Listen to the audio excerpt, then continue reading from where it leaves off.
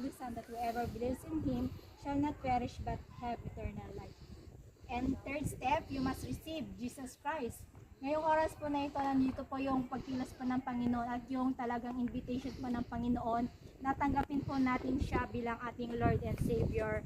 At nandoon po na magkaroon po tayo ng tamang relationship po sa ating Panginoon. At congratulations po dahil po tinanggap niyo po ang Panginoon bilang Lord and Savior niyo. Sabi po niya sa John 1 verse 12, "Yet to all who did receive Him, to those who believe in His name, He gave the right to become children of God." At number 4, step, confess sin and get rid of it. Nandoon talaga na dapat po sa pagtanggap po natin sa Lord bilang ating Lord and Savior at tayo po ay anak po ng Panginoon dahil alam na po natin na ang Lord is holy. Kailangan talaga na yung mga bagay na hindi po nakakalugod po sa Panginoon, kailangan po na ilapit po natin sa Lord. Confess po natin at ito po ay hindi na po natin dapat ipagpapatuloy po. Amen? And then, sabi pa po dito, sa 5 step, confess and believe that Jesus is Savior and Lord. Sa Romans 10 verse 9 to 10, if you declare with your mouth that Jesus is Lord and believe in your heart that God raised Him from the dead, you will be saved. For it is with your heart that you believe and are justified, and it is with your mouth that you profess your faith and are saved.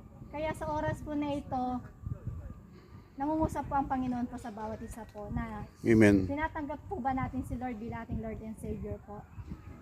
Amen. Andi dito nga po na kailangan talaga i-confess po natin.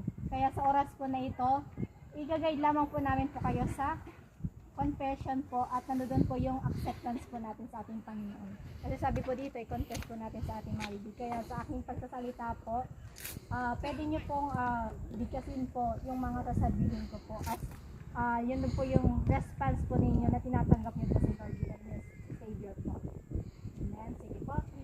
Panginoon, sa oras po na ito, patuloy po kaming lumalapit po sa inyo.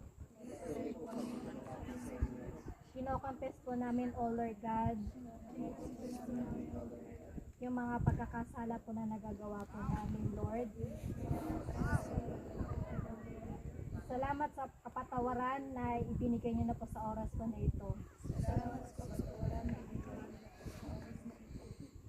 Salamat, Panginoon. Dahil kami sa oras na ito, inyo na pong mga anak. At tinatanggap ka po namin sa aming buhay. Bilang aming Lord and Savior. Maghari po kayo, Panginoon, sa aming buhay.